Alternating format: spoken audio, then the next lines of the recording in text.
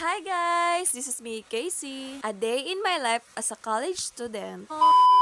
So today, it's my second day of school as a college student. Sa mga nagtatanong para sa inyo mga mima kung ano bang course ang kinuha ko, is tourism. Yes, tourism. So mga mima, pinag-isipan ko talaga to ng napakatagal. I question myself what courses I want. Ang first choice ko talaga mga mima ay nursing. Kaso mga mima, hindi ko siya kaya. So for mahal talaga. Kaya inisip ko kung magtuturism na lang ba ako. Then God give me a sign. Then after that, I take it. Gusto ko rin talaga mima mag-travel the world. Kaya mga mima, nasa choice ko rin talaga mag-tourism. So mga mima, hindi ko na na-vlog yung first day of school ko. Kasi mga mima, super busy talaga ako. At na-late pa nga ang mima nyo. Goy. At tinan nyo nga mga mima, ang atake ko dito, madam na madam. Uy, sino ko dyan? Dito mga mima, nagmamadali na nga ako. Kasi baka malit na naman ako, nakakahiya. Paano ba naman mga mima, mas marami pa yung tulala ako. Agoy.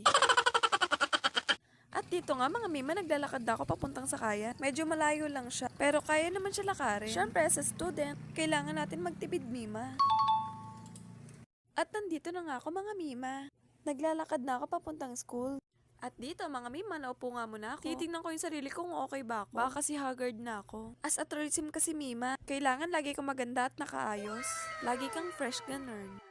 At dito nga mga mima, inaantay namin yung prof namin. Kaso wala pa siya, at tagal niya mima na traffic ata. Char lang. Kaya dito mga mima, nakipag-chismisan nga muna ako sa mga classmate ko. Kasi magkalapit lang kami pala ng bahay. At dito mga mima, ang babait nga talaga ng mga classmates. Sila yung unang kumausap sa akin. More than that, mga ka-vibes ko rin sila. Kaya talagang magkakasundo kami. And besides that, syempre kailangan mo rin makipag-socialize. Kasi mga mima ko, isa to sa pinaka-importante. Yung pakikisama. Lalo na kapag college ka. You need to be confident.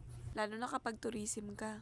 At dito nga mga mima, nasa loob na kami ng classroom. At super init talaga sa labas. Sa wakas mga mima, natapos na din yung klase namin. At inaaya nga ako ng mga classmate ko dito, mag-coffee shop daw kami. At syempre, pumayag ako kasi first day namin magkakabanding. At dito nga, naghahanap nga kami kung saan ba kami magko-coffee shop. Kasi mga mima, ang daming nga coffee shop dito sa school namin. Sa mga gilid-gilid. Mamili ka na talaga kung saan ba yung affordable. At dito nga mga mima, nakahanap na rin kami ng coffee shop. Affordable talaga yung mga tinda nila dito. Bukod sa may mga mura, masarap pa. So, milk nila nga lang pala yung kinuha ko dito mga mima dahil hindi naman talaga ako mahilig sa coffee. Dahil pinapalpiti talaga ang mima nyo sa coffee. Goy. So, habang nag-aantay nga kami dyan ng order namin, sobrang sarap talaga ng kwentuhan namin dito. At inabot na nga kami dyan ng ilang oras sa kwentuhan namin. At maya-maya nga mga mima, nagpaalam na yung iba kong classmate na uwi na sila. Andyan na yung mga jowa balls nila. Sana all, oy.